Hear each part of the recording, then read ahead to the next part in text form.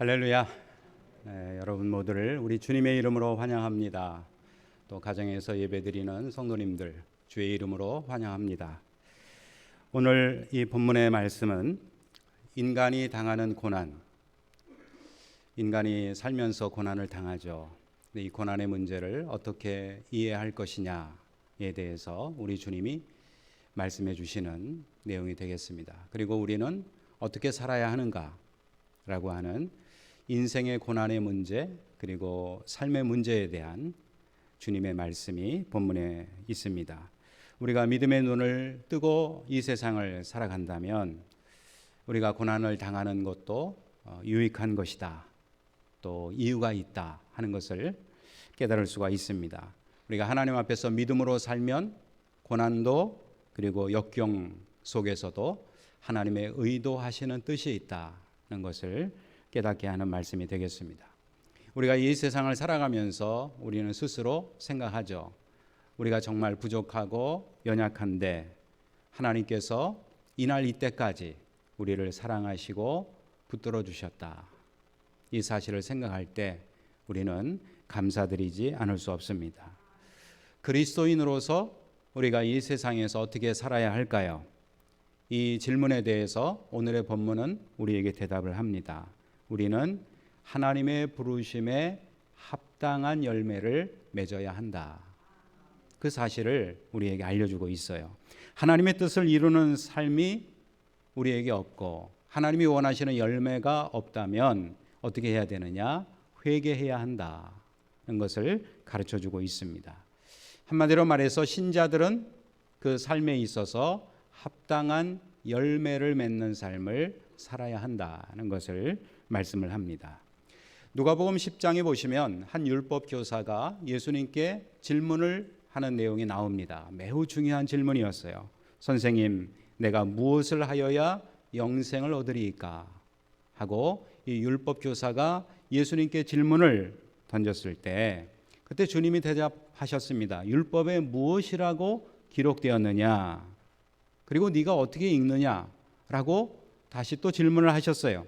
그때 그 율법사가 매우 훌륭한 대답을 합니다. 누가복음 10장 27절에 보시면 율법을 요약하여서 그는 대답을 할 수 있었어요. 대답하여 이르되 내 마음을 다하고 목숨을 다하며 힘을 다하며 뜻을 다하여 주 너의 하나님을 사랑하고 또한 내 이웃을 내 자신같이 사랑하라 하였나이다. 훌륭한 대답을 율법교사가 예수님께 했던 것입니다. 그때에 우리 주님 말씀하시기를 너의 대답이 옳다. 네가 그대로 행하라. 그러면 살리라. 라고 우리 주님이 그 율법교사에게 말씀을 하셨어요. 그랬더니 이 율법교사가 한 걸음 더 나아가서 예수님께 질문을 했습니다. 내 이웃이 누구입니까? 매우 중요하고 또 유명한 이야기가 되겠습니다. 그때에 우리 주님이 선한 사마리아인의 비유를 그에게 말씀하신 것, 매우 유명한 이야기죠. 그 이야기가 어떤 이야기입니까? 어떤 사람이 예루살렘에서 여리고로 내려가다가 강도를 만났다는 것입니다. 그런데 그 강도 만난 사람을 강도가 옷을 벗기고 때려서 거의 죽게 된 것을 버려두고 도망을 친 거예요. 그런데 그 강도 만난 사람 곁을 제사장이 발견을 하고 피하여 지나갔다는 것입니다. 레위인도 그 사람을 발견했지만 피하여 지나갔다. 그런데 사마리아 사람이, 굉장히 역설적인 이야기예요. 만약에 그 시대에 해석학자들이 이야기하기를 이런 이야기가 실제 하는 이야기가 아니었다면 아마도 예수님은 그 자리에서 돌에 맞을 정도로 심각한 비유였을 것이다. 그러니까 실제 하는 이야기였을 것이다 이 말이죠. 그러니까 예수님이 하신 그 비유의 말씀을 통해서 선한 사마리아인은 그 사람에게 기름을 발라주고 그 사람을 치료해주고 더 나아가서 주막에 가서 그 사람을 맡기고 데나리온 2를 주면서 이 사람을 잘 치료해주라. 만약에 비용이 더 들면 내가 돌아와서 그것을 갚아주겠다. 라고 말한 이 선한 사마리아인의 비유는 그 시대상으로 볼 때 사마리아인이 유대인에게 어떤 존재입니까? 매우 역설적인 이야기고 어떻게 생각해 보면 유대인들에게 혐오감을 주는 그런 이야기가 될 수도 있었을 것입니다. 그러면서 그 유대인 율법학자에게 물어봤습니다. 누가 강도 만난 자의 이웃이냐? 그때 그 사람이 대답했죠. 자비를 베푼 사람입니다. 그랬더니 주님이 뭐라고 말씀하셨어요? 가서 너도 이와 같이 하라. 가서 너도 이와 같이 하라. 자, 여기에서 우리는 우리 주님이 원하시는 열매 맺는 삶이 무엇인가 라고 하는 것의 실체를 깨달을 수 있어야 할 것입니다. 합당한 열매는 뭡니까? 하나님을 사랑하는 것이고, 합당한 열매는 너의 이웃을 내 몸과 같이 사랑하는 것이다. 이것이 바로 열매 맺는 삶이라고 하는 사실을 우리에게 가르쳐 주셨어요. 한마디로 말해서 사랑의 실천이 있어야 한다는 말씀이 되겠습니다. 자, 이것을 통해서 우리는 주님이 말씀하신 그 무화과 나무의 열매가 무엇인가를 깨닫게 됩니다. 그런가 하면 인생이 당하는 고난의 문제는 어떻게 우리가 이해해야 할까요? 유대인들의 신학에 의하면 고난과 죄는 연관성이 있는 것으로 그렇게 생각을 했고, 오늘날 우리들도 그렇게 쉽게 단정지어서 이야기할 때가 얼마나 많이 있습니까? 예수님 당시에 인간이 당하는 불행, 그 불행에 대해서 저 사람은 죄를 많이 지어서 죄인에게 내리시는 하나님의 심판이 임한 것이다 라고 생각하는 것이 보편적인 통념이었어요. 그 시대만의 통념이었을까요? 오늘날에도 여전히 우리들은 너무나 쉽게 그런 단정을 내리고 생각에 빠진다는 것을 부인할 수가 없을 것입니다. 그런데 우리 예수님의 입장은 어떠셨습니까? 우리 예수님은 그러한 보편적인 통념에 대해서 거부하시는 말씀을 분명하게 하시고 있습니다. 오늘의 본문이 그것을 가르쳐주고 있어요. 오늘날 인간은 어떤 삶을 살고 있습니까? 나는 선한 일을 많이 했으니까, 선한 사람이니까 더 많은 은혜를 누리고 복을 누린다라고 생각하십니까?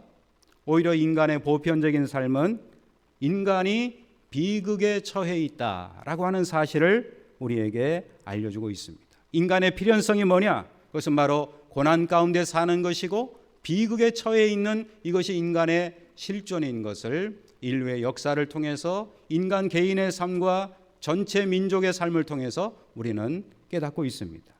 우리는 우리가 처한 곤경을 알고 사느냐? 이 질문을 스스로에게 던져봐야 할 그 본문을 우리가 접하고 있는 거예요. 심판에 우리가 임박했다라고 하는 것을 인식하고 있느냐라고 하는 것이죠. 저 사람이 저러한 고난을 당하는 것을 보고 너는 쉽게 저 사람을 단죄하고 저 사람은 죄 때문에 저런 고난을 당한다고 말하고 있는 그때에 너에게도 심판이 임박하고 있다는 사실을 알고 있느냐라고 하는 질문을 우리 주님이 하시는 겁니다.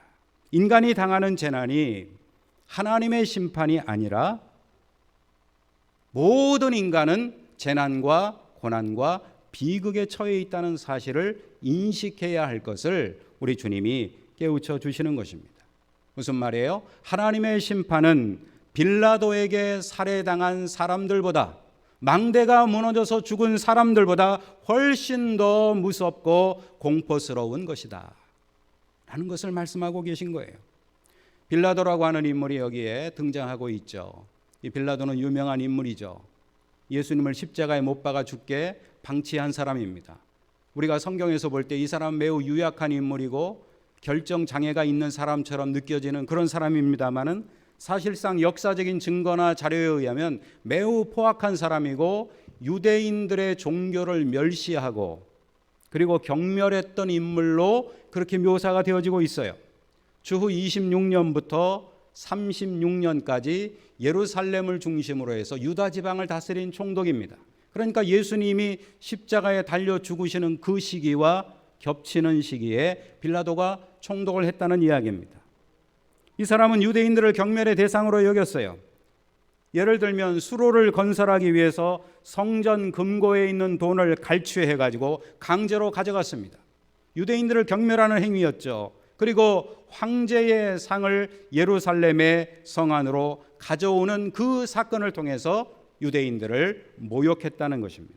유대인들의 율법과 관습을 조롱했다라고 하는 그러한 이야기를 당시의 역사가인 요세푸스가 그의 기록을 통해서 남겨주고 있습니다.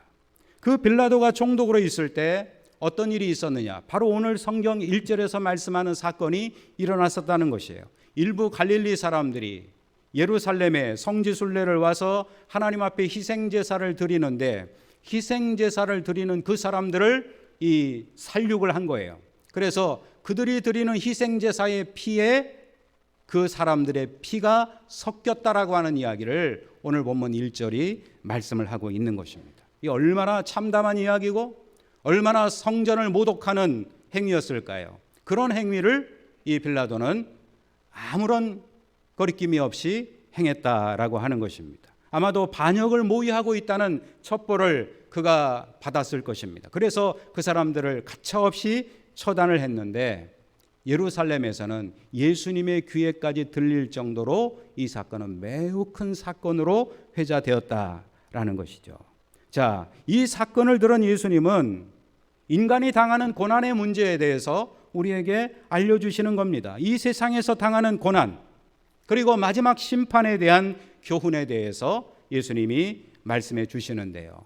고난과 비극은 인간의 죄 때문인가? 이에 대해서 우리는 인식할 수 있어야 할 것입니다.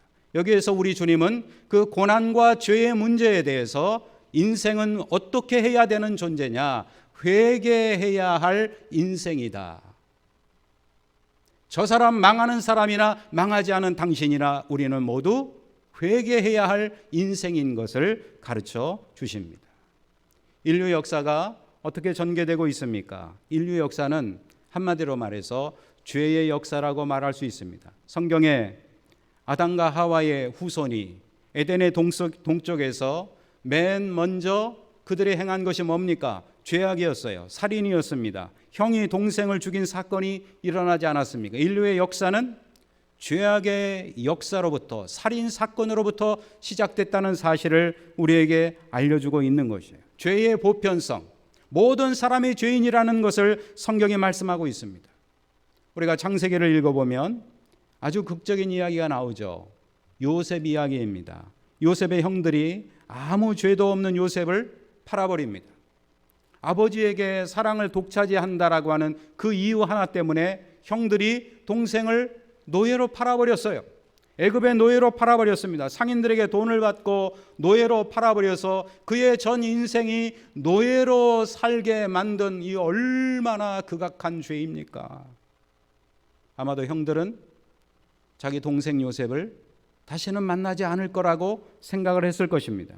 그런데 하나님의 크신 경륜 가운데서 이 요셉을 형들이 다시 만나게 되지 않아요? 생각하면 더 이상 형제지간이 아니고 원수지간으로서 이제 너희들 잘 만났다, 너희들 한번 죽어봐라 라고 말할 수 있는 그런 상황에 직면하지 않았어요. 그런데 이야기는 극적인 반전을 이루고 있지 않습니까? 하나님의 은혜 가운데 형제 관계를 다시 회복하는, 형과 동생의 관계로 회복되는 이야기를 우리에게 들려주고 있어요. 이 이야기가 계시하는 바가 뭘까요? 그것은 너희가 세상에서 고난을 당하고 까닭없이 고통을 당하지만 그러나 그것을 원수로 갚지 말고 사랑의 열매를 맺으라. 인생을 살아가면서 어떤 사람은 오래 살고 어떤 사람은 단명을 합니다. 어떤 사람은 살고 어떤 사람은 죽어요. 똑같은 재난을 겪었는데 희비가 엇갈립니다. 여기에 대해서 유대인들의 신학은 개인의 고난과 죄를 연결시켜서 생각을 하는 것이에요. 개인이 고난당하는 이유가 뭐냐? 죄 때문이다 라고 그렇게 단정을 하는 것입니다. 그런데 예수님은 뭐라고 말씀하셔요?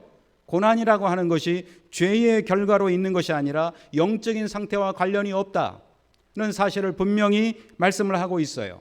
2절과 3절의 말씀을 한번 보세요.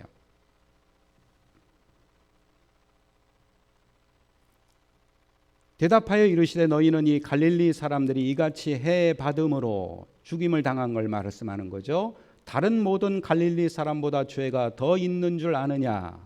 그러면서 3절에 말씀하십니다. 너희에게 이르노니 아니라 너희도 만일 회개하지 아니하면 다 이와 같이 망하리라. 갈릴리 사람들의 죽임당한 사건, 회개와 연관지어서 말씀하셨어요. 그리고 또 4절의 말씀을 보세요. 실로암에서 망대가 무너져 치어 죽은 18사람이 예루살렘에 거한 다른 모든 사람보다 죄가 더 있는 줄 아느냐? 너희에게 이르노니 아니라 너희도 만일 회개하지 아니하면 다 이와 같이 망하리라. 자, 여러분 여기서 3절과 5절에 아주 똑같은 말씀을 주님이 반복해서 말씀을 하셨어요. 성경에서 반복하는 건 왜 그럴까요? 강조하는 것입니다. 예수님이 매우 특별히 이 사건에 대해서, 사건의 맥락은 다르지만 그 모든 고난의 사건들에 대해서 분명하고도 특별하게 강조해서 설명하시는 것이 뭡니까? 인간은 모두가 죄 가운데 있다는 것이에요. 저 사람들만 죄가 있어서 고난당하고 역경당하고 비극적인 환경에 처한 것이 아니라 인간은 모두 다 죄 가운데서 심판을 겪어야 하는데 하나님 앞에서 당할 심판이 그 심판보다 훨씬 더 크기 때문에 너희는 오늘이라고 하는 이 날에 회개해야 하느니라. 회개의 중요성, 회개를 해야 할 인생의 모습을 우리 주님이 그대로 설명을 하신 것입니다. 회개해야 할 때 회개하지 않으면 엄청난 비극에 직면할 것이 바로 인간, 또 더 나아가서 인류의 운명인 것을 말씀을 하신 거예요. 그리고 누가복음을 한번 쭉 읽어보세요. 예루살렘을 바라보면서 눈물을 짓는 예수님의 모습이 나옵니다. 과연 AD 70년에 예루살렘은 돌 위에 돌 하나도 남지 않을 정도로 로마에 의해서 완전히 무너지는 그 예루살렘 도성의 그 모습을 역사는 증거하고 있지 않습니까? 고난의 보편성, 인간이 겪고 있는 고난과 비극의 현 주소가 뭐냐? 그 가운데서 우리는 너의 잘못이다, 누구의 죄 때문이다 라고 말하기 전에 우리가 함께 하나님 앞에 회개해야 할 존재인 것을 깨닫게 하시는 말씀이 되겠습니다. 그런데 당시 바리새인들은 생각하는 것이 바로 그와 같은 보편적 통념에 빠져 있었던 것입니다. 갈릴리 사람들의 이 예루살렘에 와서 희생제사를 드리다가 칼에 맞아 죽음으로 그들의 피가 제물에 섞였다라고 하는 얼마나 이거는 참 이 제단을 더럽힌 엄청난 죄악이거든요.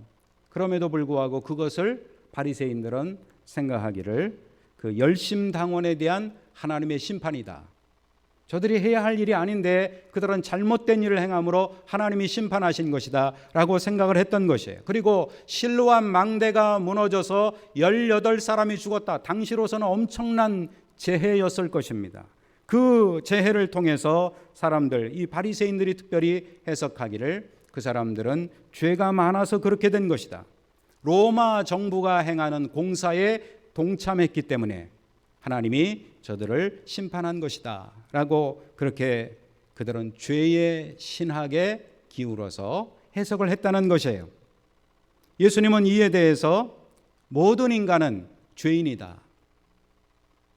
사도 바울이 이를 간파하고 설교하지 않았습니까? 모든 사람이 죄를 범하였음에 하나님의 영광에 이르지 못하더니 의인은 없나니 하나도 없으며 우리의 실상인 것을 우리는 분명히 깨달아야 할 것입니다. 비극적으로 죽음을 당하거나 또 기적적으로 살아남는다라고 하는 것이 그 사람은 의롭고 이 사람은 죄인이다라고 규정할 수 없다는 것입니다. 언제 우리가 주님을 만날지 알지는 못하지만 우리는 늘 준비된 자로서 살아야 하는데 어떻게 준비하고 살아야 하느냐? 주님 앞에 회개하고 준비된 자로서 설 수 있어야 할 것입니다. 예수님의 약속을 우리는 상기해야 할 것이에요. 예수님의 약속이 무엇입니까? 주 예수를 믿으면 하나님의 자녀가 되고 구원받은 하나님의 백성이 된다는 사실을 우리는 상기하고 살아야 할 줄로 믿습니다. 그러므로 사랑하는 성도 여러분, 우리가 세상을 살아가면서 많은 고난과 비극이 우리를 짓누른다 할지라도 거기에 속는 자가 되어서는 안 될 것입니다. 하나님이 나를 붙들어 주시고 하나님의 구원받은 백성이 되었다는 이 사실로 인해서 우리는 기쁨을 선택하고 살아갈 수 있기를 간절히 소원합니다. 자, 그래서 예수님은 회개의 중요성을 말씀하시는데요. 여기에서 무화과 나무와 연결이 되는 거예요. 1절부터 9절까지의 말씀이 서로 연결이 되는 거예요. 다른 이야기가 아닙니다. 무화과 나무의 비유를 통해서 교훈하시는 것입니다. 사람이 회개를 하면 열매 없던 무화과 나무에서 열매를 맺게 되는 그와 같은 나무가 되도록 시간을 주신다는 것이에요. 그러나 그 은혜의 시간에는 한계가 있다는 것입니다. 은혜의 시간에는 무한정이 아니라 한계가 있다는 것, 영원히 지속되는 것이 아니라고 하는 그 긴장감을 우리에게 알려주고 있습니다. 무화과 나무의 책임이 뭡니까? 열매를 맺는 거예요. 포도원의 비옥한 땅에 심은 무화과 나무는 분명히 열매가 있어야 한다는 것입니다. 그런데 문제는 뭡니까? 열매가 없었다는 거예요. 여기에서 우리는 포도원 지기의 중보 사역을 생각하게 되는 것입니다. 여러분, 무화과 나무를 본 적이 있으십니까? 그냥 서울에서만 살다가 여기에서 딴 데도 안 가보고 이런 분들은 무화과 나무를 아마 보기가 힘들 거예요. 그런데 저 남부지방에 갔더니 무화과가 있더군요. 그리고 요즘은 좋은 세상이 되어서 우리나라에서 생산되지 않는 열매도 먹지 않습니까? 이 무화과라고 하는 게 얼마나 맛깔납니까? 그리고 몇 개 먹으면 이게 또 허기가 채워지는 그런 열매가 또 무화과입니다. 아주 맛있죠. 그런데 제가 군 생활할 때 보니까 저 성안에서 군 생활을 했는데요. 거기는 배가 유명합니다. 배가 얼마나 많은지 그 군부대 바로 앞에 배나무 밭이 쫙 펼쳐져 있는데 이 배 열매가 맺히기 전에 뱃꽃, 그 이화라 그러죠. 뱃꽃이 열리는 게 얼마나 장관인지요. 이게 무슨 말입니까? 모든 열매를 맺는 나무들마다 꽃이 피는데 이 무화과는 꽃이 없다고 해서 무화과입니다. 꽃이 없어요. 그러니까 한번 생각해 보세요. 꽃이 없는데 볼품이 없는 나무라 이 말이죠. 볼품이 없는 나무인데 열매마저 없다면 이 나무는 얼마나 볼품없는 나무요, 쓸모없는 나무일까요? 언젠가 제가 설교할 때 이스라엘 사람들의 그 종교적인 관습 속에 무화과 나무라고 하는 것은 이스라엘 자신을 일컫는 말로서 선지자들이 해석을 했습니다. 열매가 없다면 너희가 무슨 쓸모가 있느냐? 너희가 뭐가 잘났다고 나의 택함을 받았겠느냐라고 하는 하나님의 계시적 보여주심이 무화과 나무를 통해서 지금 말씀되어지고 있는 것입니다. 그런데 오늘 본문에 보니까 포도원에 심겨진 무화과 나무가 있었는데 그 나무를 3년이나 기다렸대요. 그런데 열매를 얻지 못합니다. 그러니까 주인이 말하는 거예요. 찍어버려라. 어찌 땅만 버리게 하겠느냐. 포도원 주인이 이 포도원 지기에게 화가 나서 하는 말씀입니다. 3년을 기다렸는데 열매를 얻지 못했으니 찍어버려라. 이 무화과 나무의 존재 가치는 뭘까요? 나무 자체일까요? 거기에서 무성한 이파리일까요? 아름다운 모양새일까요? 아닙니다. 열매가 있어야만 이 나무는 가치가 있는 것인데 열매가 없다는 것입니다. 이 땅 위에 사는 모든 사물에는 존재 목적이 있습니다. 여러분 한 사람 한 사람을 우리 하나님께서는 천하보다 귀한 영혼으로 여기시는 것을 믿으시기 바랍니다.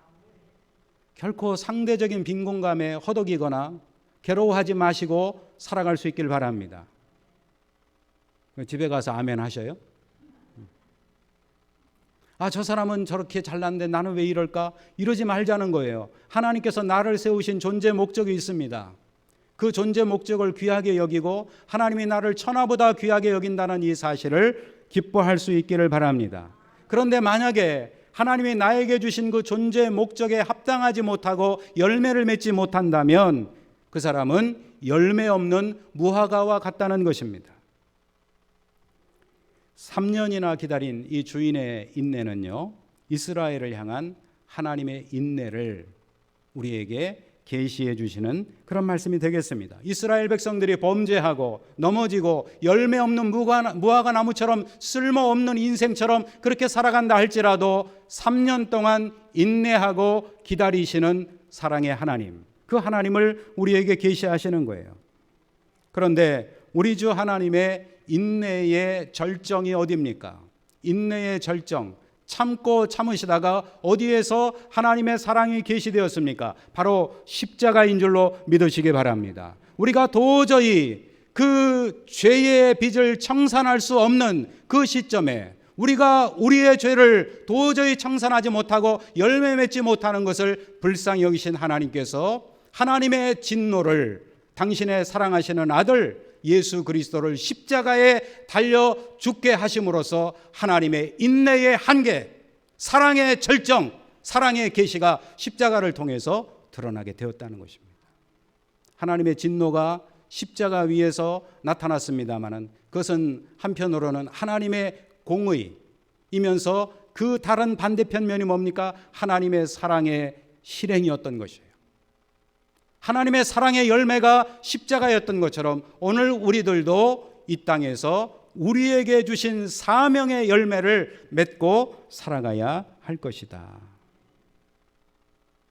그런데 여러분, 여기에 주인의 심판 앞에 이 포도원 지기의 중보적인 기도를 우리는 주목해야 합니다. 7절부터 9절까지의 이 포도원 지기의 중보적 기도가 나와 있습니다. 포도원 지기에게 이르되 내가 3년을 와서 이 무화과 나무에서 열매를 구하되 얻지 못하니 찍어버리라. 어찌 땅만 버리게 하겠느냐. 대답하여 이르되 주인이여 금년에도 그대로 두소서. 내가 두루 파고 거름을 주리니 이후에 만일 열매가 열면 좋거니와 그렇지 않으면 찍어버리소서 하였다 하시니라. 포도원 지기가 중보적인 사역을 하는 거예요. 주인 앞에 기도하는 것입니다. 오늘 우리가 해야 할 일이 뭔가? 바로 이 포도원 지기와 같은 중보적 사역을 해야 할 것을 우리에게 계시해 주시는 매우 귀중한 말씀이라고 생각할 수 있겠습니다. 포도원 지기의 말을 우리가 생각해 본다면 바로 예수 그리스도의 십자가의 중보의 기도가 아닐까요? 그런 면에서 오늘의 본문은 우리에게 사랑의 중보자가 될 것을 계시하고 있습니다. 포도원 지기의 사랑의 행동이 본문에 묘사되고 있죠. 포도원 지기가 말했습니다. 내가 두루 파고 거름을 주겠습니다. 포도원 지기의 매우 적극적이고 주도적인 사랑의 실천을 여기서 발견하게 되고 중보자가 어떤 자세를 가져야 할 것인가를 깨닫게 하는 그런 내용이 되겠습니다. 성경을 읽어보면 우리는 하나님께서 어떤 사람을 좋아하시고 또 어떤 사람을 쓰시는가 하는 것을 발견하게 됩니다. 앞서 제가 말씀드렸던 창세기 37장 이후에 나오는 그 요셉의 이야기, 저는 이 이야기를 오늘의 본문과 연결지어서 생각을 해봤습니다. 그 요셉 이야기, 참으로 극적인 인생을 살지 않았습니까? 형들의 미움을 받고 노예로 팔려갔어요. 얼마나 파란만장한 인생을 그가 살아야 했습니까? 노예로 산다는 것. 그 어린 나이에 그는 노예로 팔려가서 고통스러운 삶을 살았습니다. 그러나 하나님의 경륜 가운데 그는 애굽의 총리 대신으로 놀라운 삶의 반전을 이루지 않습니까? 애굽의 총리 대신으로서 천하를 호령하는 그 요셉과 형들의 만남을 한번 상상을 해보세요. 나라면 어떻게 할 것인가? 여러분이라면 어떻게 하겠습니까? 절대적인 권한이 있고 내가 갑이고 저가 을인데 과연 여러분은 어떻게 하시겠습니까? 저라면 어떻게 할 것인가 생각해 봤습니다. 요셉 자신도 아마도 분통한 생각, 분한 생각, 원통한 생각이 있었을 것입니다. 그래서 그는 방송대곡했대요. 바로의 궁까지 그가 우는 소리가 들릴 정도로 그 우는 그 소리 속에는 그의 삶이 점철되어 있었을 것입니다. 고난의 흔적이 그 울음소리와 함께 울려 퍼졌을 거예요. 그리고 나서 요셉은 변화된 사람으로서 형들을 위로합니다. 엄청난 변화 아닙니까? 엄청난 사랑의 열매 아닙니까? 더 이상 과거를 묻지 않았어요. 고통스러웠던 지나간 이야기도 하지 않았습니다. 오히려 형들을 위로합니다. 여러분, 이게 바로 우리가 되어야 할 모습이 아닐까요? 창세기 50장 19절로 20절에 그는 형들을 위로합니다. 두려워하지 마소서, 내가 하나님을 대신하리이까. 당신들은 나를 해하려 했으나 하나님은 그것을 선으로 바꾸사 오늘과 같이 많은 백성의 생명을 구원하게 하시려 하셨나니. 야, 과연 요셉이 요셉다운 말을 하지 않았어요?